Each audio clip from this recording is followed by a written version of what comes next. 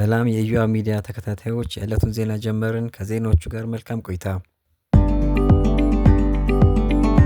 ለአንድ ጊዜ ብቻ ጥቅም ላይ የሚውሉ ስስ የፕላስቲክ ከረጢቶችን መጠቀም የሚከለክለው አዲስ የአዋጅ ማሻሻያ በአምራቾች ዘንድ የተፈጻሚነት ጥያቄ ተነሳበት።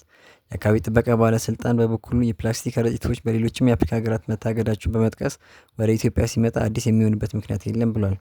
ስስ የፕላስቲክ ከረጢቶች ክልከላ ጉዳይ ያነጋገረው በሕዝብ ተወካዮች ምክር ቤት በተካሄደው ይፋዊ የሕዝብ ውይይት መድረክ ላይ ነው።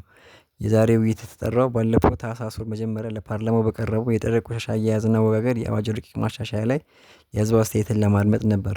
በፓርላማ ለውይይት የቀረበው ማሻሻያ ለ13 ዓመት በስራ ላይ የቆየውን አዋጅ የሚተካ ነባሩን የሕግ ማዕቀፍ ማሻሻል ያስፈለገው በደረቅ ቆሻሻ አያያዝና አወጋገድ ዙሪያ የሚታዩ ችግሮችን ለመቅረፍና የሕግ ተጠያቂነት የሚያስከትሉ ተግባራትን ተከታትሎ ለማስፈጸም በማሰብ እንደሆነ አዲሱን አዋጅ ለማብራራት የቀረበው ሰነድ ያስረዳል። ፌስታልና የተለያዩ የሪሳይክል ምርቶችን ከሚያመርት ድርጅት የመጡ አቶ በረከት ገብረ የተባሉ ተሳታፊ የፕላስቲክ ከረጢትን እንዴት አድርገን ከህይወታችን ልናወጣ እንችላለን ሲሉም ጠይቀዋል።